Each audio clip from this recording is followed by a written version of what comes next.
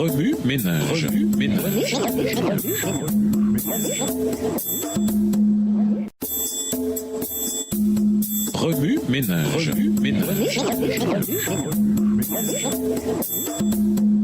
Bienvenue dans votre émission Remue-ménage. Aujourd'hui, vendredi 30 décembre. Découvrir notre place. Lisons Job 42, versets 1 à 6. Job 42, versets 1 à 6. Job répondit à l'Éternel et dit: Je reconnais que tu peux tout et que rien ne s'oppose à tes pensées. Quel est celui qui a la folie d'obscurcir mes desseins? Oui, j'ai parlé sans les comprendre, de merveilles qui me dépassent et que je ne conçois pas. Écoute-moi et je te parlerai. Je t'interrogerai et tu m'instruiras. Mon oreille avait entendu parler de toi, mais maintenant mon œil t'a vu. C'est pourquoi je me condamne et je me repens sur la poussière et sur la cendre. Pour conclure, le livre de Job nous apprend, entre autres leçons, que nous pouvons comprendre la souffrance, mais pas simplement en l'observant et en sautant aux conclusions. Ce livre révèle ce que le patriarche ne pouvait voir et résout le mystère des puissances invisibles luttant pour ou contre nous.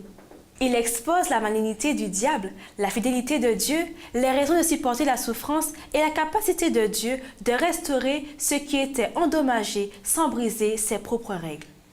Comme nous connaissons notre rôle dans la grande controverse, nous pouvons par conséquent persévérer et vaincre par la puissance de Dieu. Coffre aux idées? Composez un chant après avoir écouté l'œuvre entière du Messie de Handel.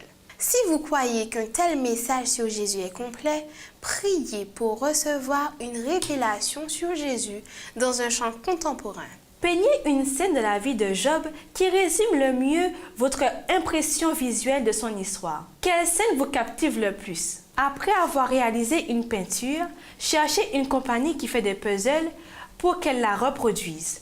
Vous pourriez ainsi la partager avec vos semblables. Créez une page web interactive sur Job 1 et sur Job 2, versets 1 à 10. Faites en sorte que ceux qui la consultent puissent remplacer le nom de Job par le leur et éventuellement des circonstances.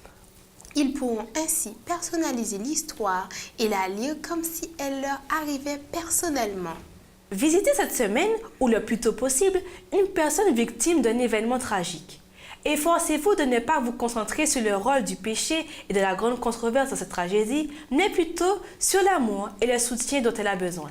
Écrivez un discours d'ascenseur qui vous aide à expliquer avec tact la vision biblique de la souffrance à quelqu'un qui blâme Dieu de la souffrance dans le monde. Au revoir. Et à demain si Dieu veut. Remue ménage. Remue ménage.